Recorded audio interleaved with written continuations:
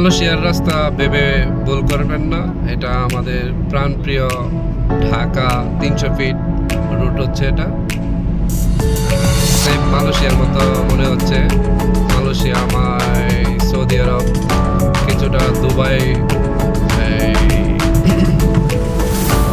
Dubai গ্রাম অঞ্চলের ভিতরের রাস্তার মতো আসতেছে। তবে মালয়েশিয়া আর সৌদির রাস্তার মতো আমার মনে হচ্ছে আঞ্চলিক এলাকার রাস্তাগুলোর মতো।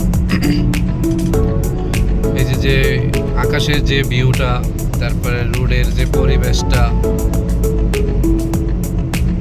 মালয়েশিয়া সিরামবাগের রাস্তার মতো কেএল শহরেতে বেরোলে যে রাস্তাগুলো পাওয়া যায় সেই রাস্তাগুলোর মতো মনে হইতেছে যেন মালয়েশিয়াতে ড্রাইভ করতেছি আমি।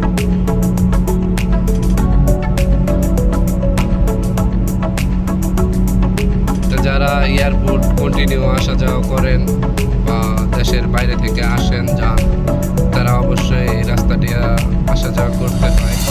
কারণ যে ডিস্ট্রিক্টেই যাক, কুমিল্লা যাক, ফেনী যাক, চিটাগাং যাক, সিলেট যাক, ব্রাহ্মণবাড়িয়া যাক, তারপরে কিশোরগঞ্জ যাক, তারপরে সিলেট, তারপরে এদিকের মানে পূর্বাঞ্চলের যে বিভাগগুলি আছে, যে জেলাগুলি আছে, নারায়ণগঞ্জ, তারা অবশ্যই এই রুটটা হয়ে যেতে হয়। আর এই রুটটাতে বিমান থেকে নেমে যখন এই রুটটাতে গাড়ি সর্বপ্রথম ফ্লাইওভার থেকে নামে কুড়িল থেকে, তখন কিছুটা মনের ভিতরে অনুভব চলে আসে যে বাইরের রাস্তা দিয়েই মনে হয় দেশের বাড়ি যাচ্ছি। এটা অনেক প্রবাসীর মনেই এরকম ফিলিংসটা আসে। কারণ আমার জীবনের অভিজ্ঞতা থেকে, আমি জীবনের সাথের থেকে আমি বিষয়গুলো জানতে পারি, বুঝতে পারি। প্রবাসী ভাইরা যখন গাড়িতে উঠে বাড়িতে যায়, আসে, কথাবার্তা বলে, ওইখান থেকে ওই প্রেক্ষিতে কথাগুলো বলা। এই যে রাস্তার সাইডে অনেক সুন্দর ফুল গাছ আছে। এখানে কিন্তু সর্বোচ্চ গতিসীমা 80, আমি কিন্তু 80 চালাইতেছি। এই যে দুইটা লেন, ডাইন পাশে দুইটা লেন 80, বাম পাশে আবার 60, পরে হচ্ছে 50। এই দুইটা লেন হচ্ছে বাস, মাইক্রো বাস, প্রাইভেট, দুইটা লেনের জন্য।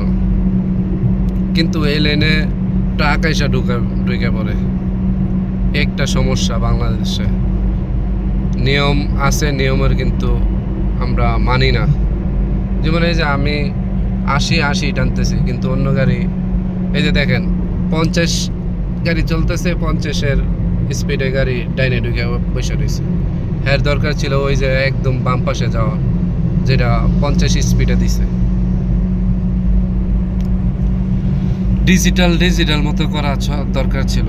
ক্যামেরা জায়গায় জায়গায় মারবো, বাস গ্যারামা দিব, জরিমানা দিব, সোজা হয়ে যাইতো, একদম সোজা হয়ে যেত।